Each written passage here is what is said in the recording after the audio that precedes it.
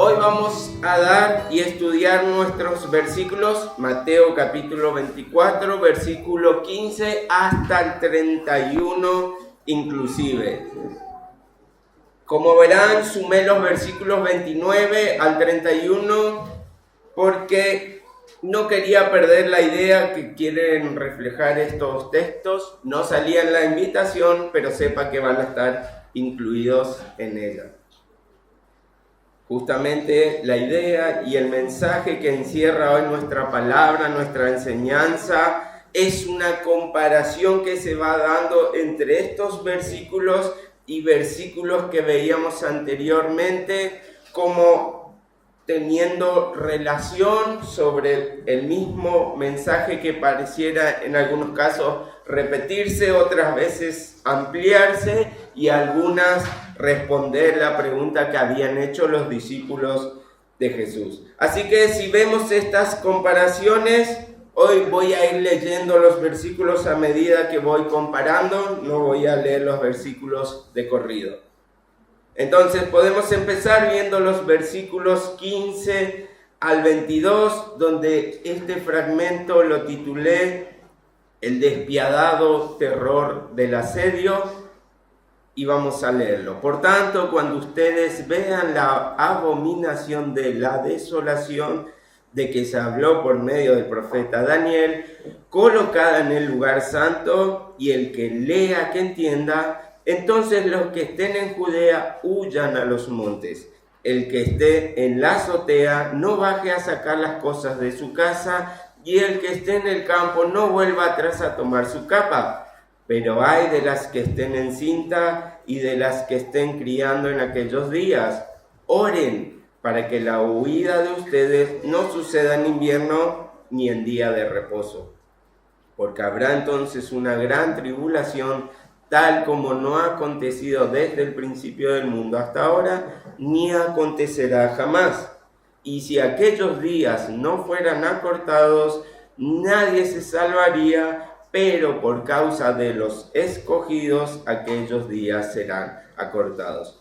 Luego podemos ver los versículos 6 y 8 en comparación con los versículos 29 y 31 que fueron los que agregué, y leo ambos fragmentos. A esta parte lo titulé El Día del Señor. 6 al 8.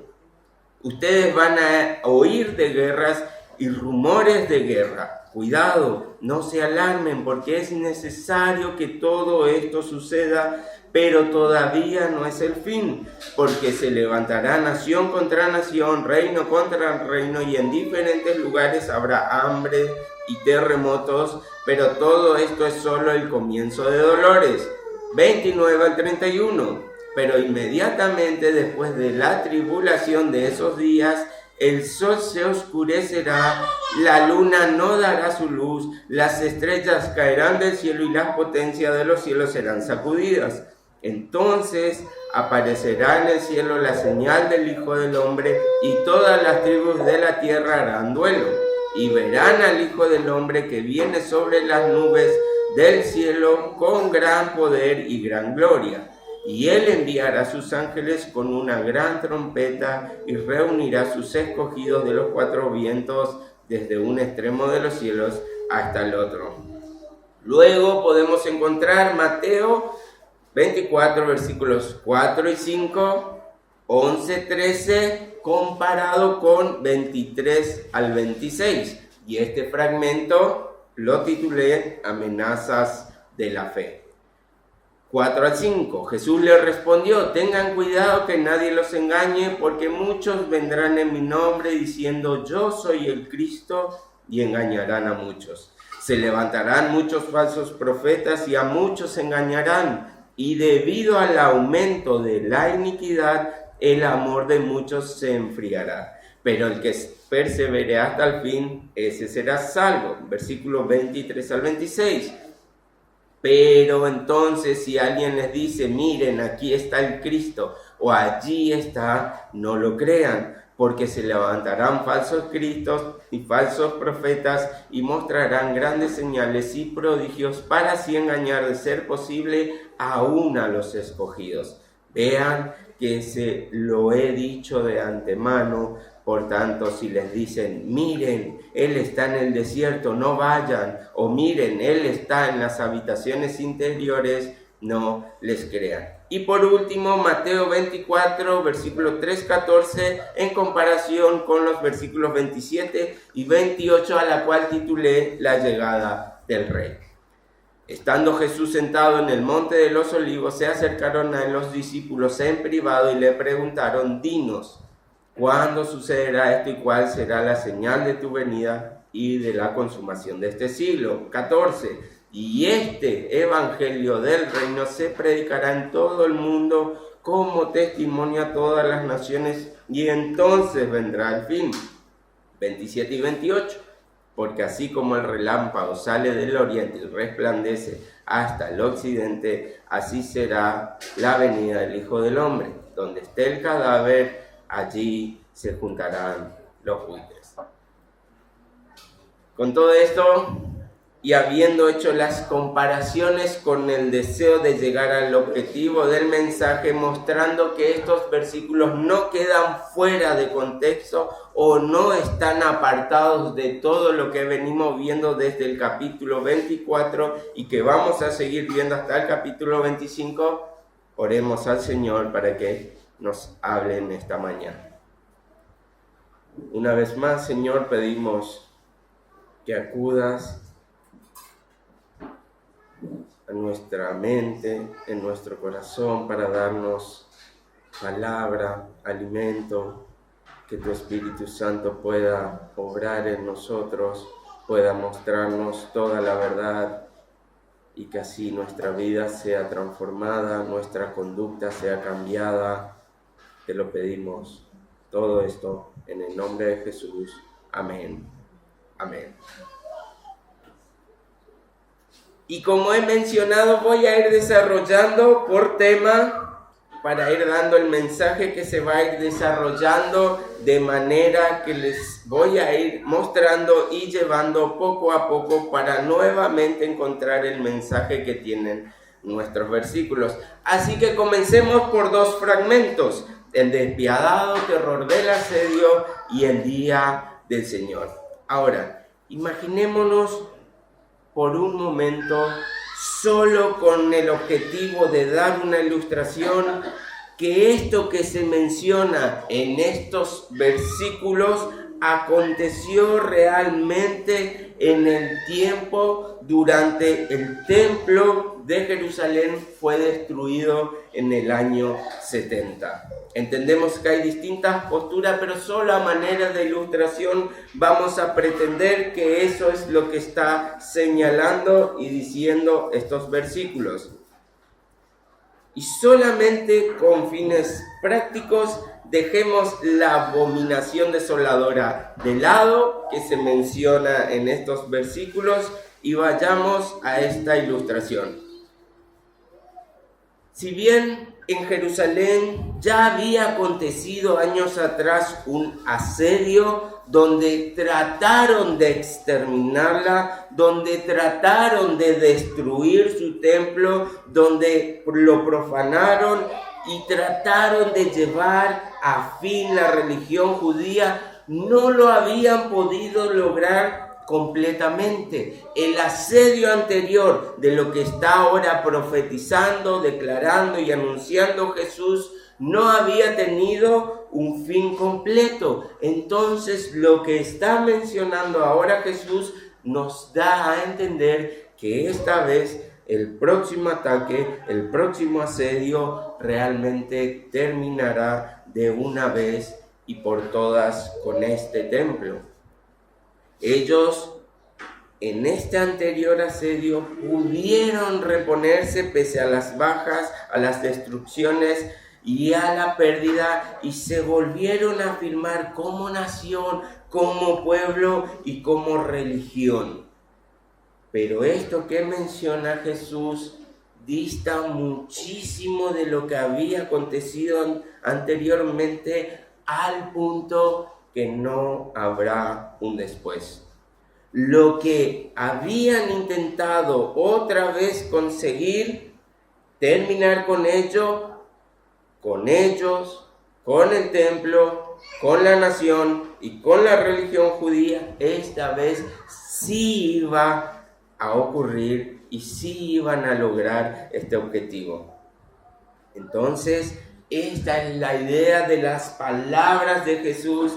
Este realmente será el fin. Y de vuelta, no sabemos si esto es lo que predijo Jesús o no, pero tomémoslo como ejemplo para llevar a cabo nuestro mensaje. Jerusalén, si no lo saben, era una ciudad que por sus condiciones geográficas en montaña, entre montañas, era una ciudad difícil de tomar y muchas veces era defendida por fanáticos religiosos que nacían, se criaban y se educaban con el único fin y objetivo de pelear y asesinar por su nación. Y entre estos grupos podemos ver a los celotes, de los cuales uno, Simón el Celote, había seguido a Jesús.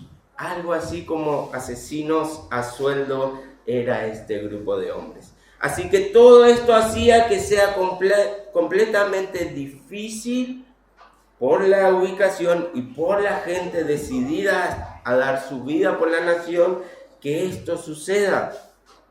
Claramente algo completamente irremediable iba a acontecer por palabra de Jesús, y para que esto sea lo más leve posible, para que esto tenga la menor gravosidad posible, Jesús les da unas indicaciones prácticas. Pero justamente todos ellos hicieron exactamente lo contrario que Jesús le dijo, y el desastre fue aún mayor. Cuando llegara ese día, deben irse fuera de la ciudad. Huyan a los montes. El que esté en la azotea no baje a sacar las cosas de su casa, y el que esté en el campo no vuelva a tomar su capa. Fueron las indicaciones de Jesús cuando llegase este tiempo, porque la urgencia de la situación ameritaba que nada de esto se volvía más importante que su vida misma. Pero nuevamente, un pueblo terco que no escuchó las palabras de Jesús, no escuchó la advertencia de Jesús, se amotinaron en la ciudad, se apiñaron dentro de los muros de Jerusalén cuando empieza a llegar la destrucción del año 70, y claramente esto hizo que todo lo malo que estaba sucediendo se multiplicara completamente. Todo lo que sucedió, pestes, hambres, muertes, llegaban por doquier en todo momento.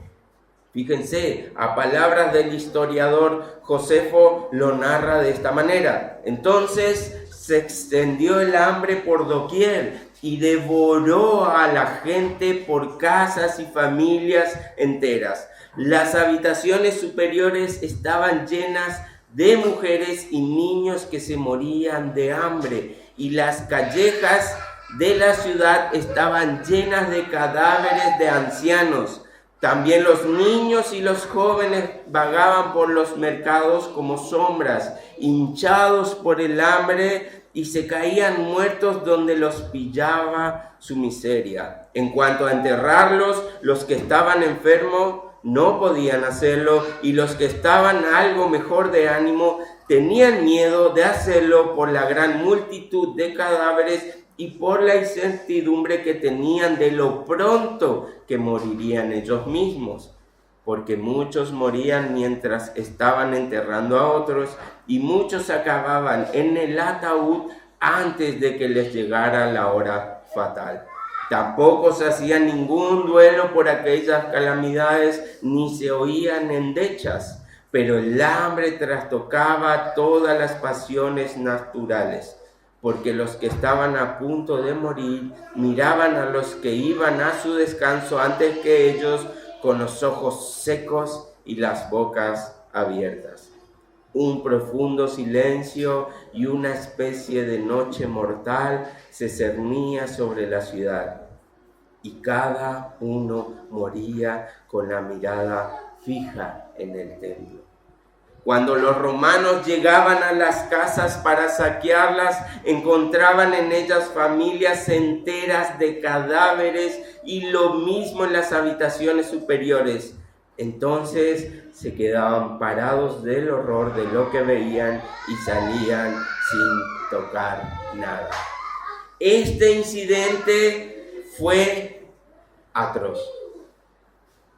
Su falta de obediencia al consejo práctico que les había dado el Señor hizo que todo lo que podía ser malo sea peor, aún más malo, y todo con una consecuencia multiplicada. Fueron llevados 97,000 personas cautivas como esclavos y murieron 1.100.000 de personas. Si esta no es la tragedia que Jesús estaba pronosticando, realmente fue una tragedia sin precedente para el pueblo de Israel. Una tragedia como esta podía ser evitada si solamente escuchaban y tenían en consideración las palabras que Jesús les advirtió para que sea menos dolorosa. Y esto ya nos comienza y nos deja ver una gran enseñanza. Dios no deja a su pueblo sin advertencia. La Biblia siempre nos prepara para lo que va a venir. El problema es que muchas veces no llegamos a la Biblia con tiempo de anticipación, no llegamos a la Escritura para saber interpretar los tiempos. Muchas veces dejamos pasar y pasar el tiempo, tomándolo con poca seriedad y liviandad, pero cuando llegan los tiempos de tribulación, es cuando recién nos acordamos de correr a ella, pero en desesperación y con las consecuencias agravadas. Muchas veces ya es muy tarde. Tal vez nos pudimos haber ahorrado mucho dolor en nuestra vida si tan solo hubiéramos escuchado antes los consejos del Señor y nos anticipábamos a lo que podía acontecer. Cada vez que vamos al neurólogo con Lea, mi hija, al hacerle sus controles y estudios y todo lo que él nos va pidiendo, él nos va guiando y nos va diciendo, bueno, hagamos tal y cual estudio y veamos. Así nos vamos preparando sabiendo qué puede acontecer, qué puede llegar a suceder y estar preparados para actuar con rapidez. Si no sucede, gloria a Dios. Pero si sí, vamos a lograr reducir las consecuencias al mínimo porque ya sabíamos lo que esperaba y estábamos preparados para eso. Ese es el mensaje que Dios nos da. Lo malo va a suceder, las aflicciones van a llegar, el sufrimiento va a llegar. Cada día va a traer su afán, el mal irá en aumento, pero debes estar preparado. Si tienes los conocimientos de la verdad, de la palabra, vas a estar preparado para afrontarlo y que esto sea más leve de lo que podría ser.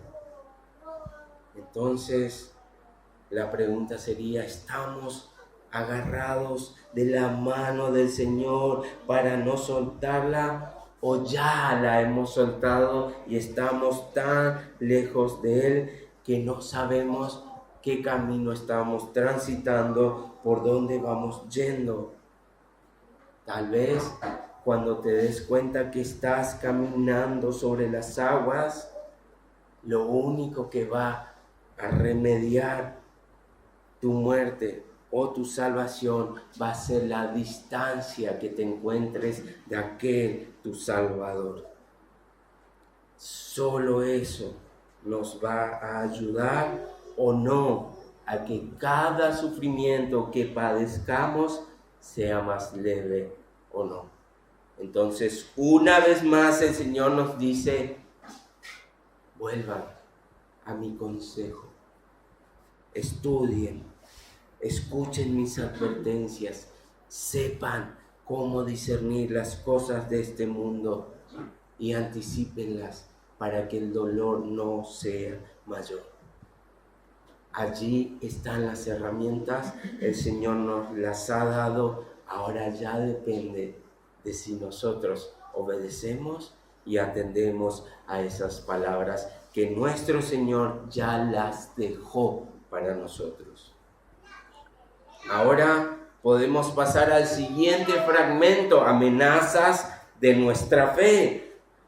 Por eso llega en estos momentos de dificultad, de tribulación, esto es lo que empieza a amenazar nuestra fe, pero al mismo tiempo a probar nuestra fe. Por eso va a importar grandemente y gradualmente a quién venimos escuchando, de quién estamos aprendiendo. La advertencia era cuidado, los falsos maestros se levantarán, falsos profetas se levantarán, muchos vendrán en mi nombre diciendo el ungido, allí está el Señor. Y ellos tratarán de suavizar este mensaje o engañarnos. Aquellos que dicen que todo va a estar bien, pero cuando llega irremediablemente las calamidades en nuestras vidas, nos agarran por sorpresa y los desvían de la fe. Algunos se endurecen, otros su amor se apaga, otros ya no quieren saber nada con ese Dios y ese Señor que los defraudó. Y todo entonces se vuelve completamente atroz, porque solo fueron guiados a encontrar recompensas del Señor. Y el Señor decía, corran, huyan, no se detengan ni a tomar su túnica.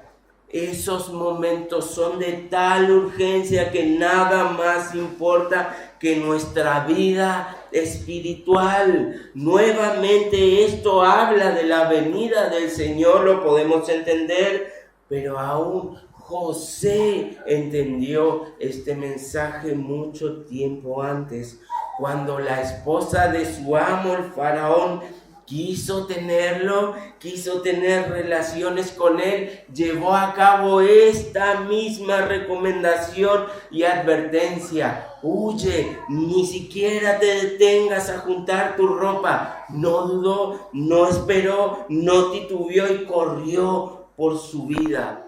Dejó todo, asumió las consecuencias, pero pudo haber sido mucho peor si no estaba atento y escuchaba las advertencias que el Señor les había dado. Salió desnudo sin importarle más que no pecar contra su Dios, de no perder su vida espiritual. Entonces la pregunta sería para nosotros, ¿estamos obrando de esta manera?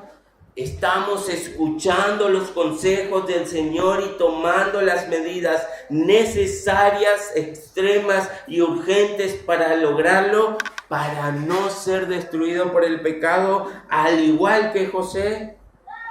o simplemente estamos siendo arrebatados, destruidos y multiplicado el dolor por nuestra falta de acción. No solo lo que acontezca externamente nos puede matar, y la Biblia dice que no hay que temer a los que pueden destruir el cuerpo, sino al que puede destruir el cuerpo y el alma. Entonces es este pecado que puede destruirnos eternamente. El pecado puede ser esa gran tribulación que hoy nos está consumiendo, que hoy nos está llevando a la desnutrición, al hambre, a la peste. Está causando un gran mal en nosotros. Solamente hay que escuchar al Señor y huir con urgencia, tomar las medidas necesarias según el tiempo que esté corriendo en nuestra vida. Deja de lado entonces aquello que no necesitas, aquello que te estorba, y a veces inclusive algunas cosas necesarias deben ser dejadas de lado con tal de que nuestra vida no se pierda, porque este mal, el pecado, ya tiene cautivo a millares y ya se ha cobrado la vida de muchos más que simplemente estaban esperando pacientemente. Esta es una recomendación bíblica, una enseñanza que encontramos a lo largo de la Biblia y nos puede ayudar en gran manera. Pero debemos realmente ser sinceros. Si este fuera tan solo todo el mensaje, sería un mensaje de desaliento, más que un mensaje de ánimo o un mensaje que nos traiga aliento. Porque cuántas veces quisimos hacer esto que nos está recomendando nuestro Señor, pero cuántas veces más hemos fracasado una y otra vez. Cuántas veces nos hemos puesto metas con el Señor que no pudimos cumplir. Entonces pareciera que esta es nuestra condena más que el ánimo que debería darnos la palabra. Este año leo toda la Biblia y es un año más que no lo logro. Este año vuelvo a orar todos los días, pero no falta ni pasan muchos días donde el cansancio, las cosas del día a día me vencen y una vez más me lleva a claudicar. Dejo este pecado, pero solo después de pasar un poco de tiempo vuelvo a él. Quisiéramos ser José, corriendo desnudos por la urgencia, por el amor y la obediencia que tenemos a este Dios, pero en realidad la mayoría de las veces somos ese Jonás que huye del Señor y no al Señor. Y aquí es donde llega el último segmento, la llegada del Rey. Así que aquí este mensaje que podría atormentarnos y condenarnos, nos da tranquilidad. Nos dice que el gran día de su venida, la segunda venida del Señor, va a ocurrir literalmente, aunque hoy no lo estamos tomando así. El Señor volverá, todo ojo le verá, toda rodilla se doblará y confesará que Jesús es el Señor. Pero mientras tanto, su promesa es de no dejarnos, de no abandonarnos nunca. Y al igual que Él va a volver, porque lo dijo que iba a suceder así, esto también es cierto. Él está con nosotros, representado en el Espíritu Santo que mora en cada uno de nosotros, que nos lleva cada día a toda la verdad. Él está con nosotros como un abogado que está intercediendo frente al Padre, diciéndole: Padre, ha pecado, pero perdónalo una vez más. Toma tu justicia en mí y muestra tu gracia sobre él. Bendícelo a él, pero maldíceme a mí en la cruz.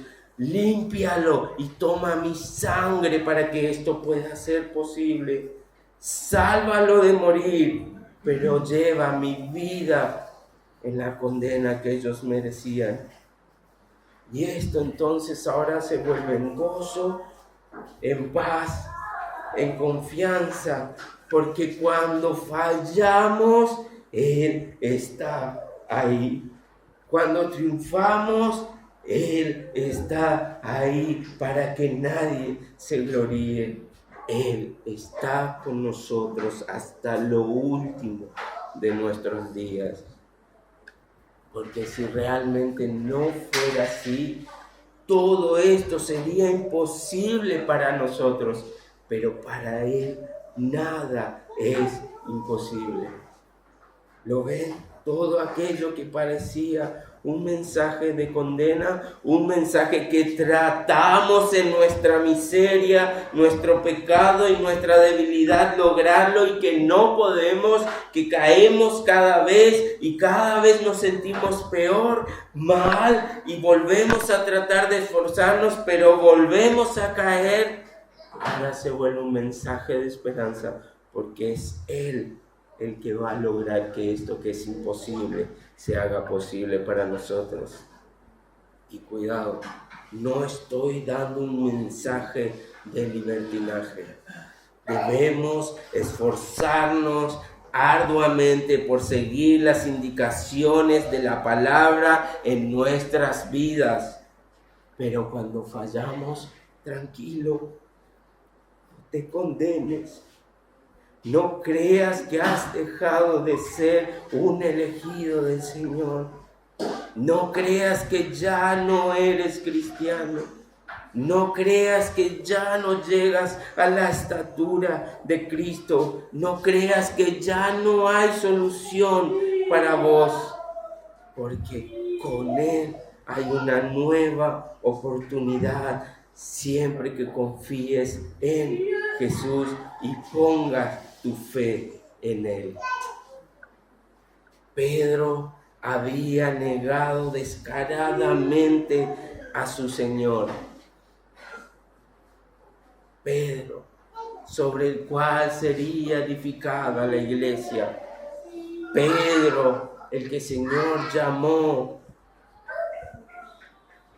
Pedro había negado a su Señor y Jesús lo sabía, al igual que sabe qué acontecimientos vienen y por el cual lo sabemos. Jesús sabía que Pedro le iba a traicionar y, como hemos visto, se lo advirtió: antes que cante el gallo me negarás. Pero eso no lo dejó afuera. Cuando volvió el Señor, le hizo una pregunta que lo cambió todo para Pedro. Pedro, ¿me amas? Y Pedro, luego de 3 preguntas, se entristeció, sintió el dolor de su pecado, sintió que había defraudado a este que había dado aún su vida por él. Sabía que había fallado a su Señor por más que él intentó no hacerlo, pero el arrepentimiento llegó. Entonces, lo que diferencia todo es que si pecas, porque lo vamos a hacer, pero no escuchas a tu Señor preguntándote nuevamente: ¿me amas? Créeme entonces que ya estás muerto. Pero si viene a tu cabeza, y a tu corazón para traer una vez más esta pregunta: ¿me amas? Y puedes entender y puedes ir en arrepentimiento. Tienes una nueva oportunidad como la tuvo Pedro. Debes obedecer entonces ahora esta voz, esta recomendación que antes tal vez callaste para pecar. Ahora debes tenerla presente. Esfuérzate inclusive más y más para reconocerla fácilmente, para escucharla más fuerte y clara que todas las demás palabras y sugerencias que el mundo nos pueda dar, sabiendo que si Él te ha elegido, si Él te ha entregado la salvación, Él está ante el Padre por ti, y solo por eso ahora perseverarás hasta el fin, porque Él te lo asegura. Entonces, para ir concluyendo, la pregunta sería: ¿dónde estás hoy? Conociendo a tu Señor y haciendo que su voz sea clara para ti, estudiando y buscándolo en la palabra. Sigue, no te detengas, no bajes los brazos. Todos sabemos que esto es difícil, pero los tiempos aún más difíciles llegarán, y si estás preparado, podrás sobrellevarlo. Él estará contigo por más que andes en caminos de valle de muerte. No tengas miedo, esfuérzate y sé valiente. Pero si llegas hoy con tu propia condena, lamentándote y atosigándote porque nuevamente has fallado al Señor, nuevamente has cedido y caído en la tentación, escucha su pregunta: ¿me amas? Y responde con completa sinceridad. Solo esto podría cambiarlo todo en tu vida y en la mía. ¿Me amas? Arrepiéntete entonces y sígueme nuevamente, pero esta vez más de cerca, para no volverte a extraviar, esta vez más cerca de tu Señor para no perderlo de vista, esta vez siguiendo sus pasos para no ir por los tuyos propios. El llamado entonces a seguirlo es por amor. Si no es así, entonces la carga se volverá pesada y tu vida encima será condenada a la ira eterna del Señor.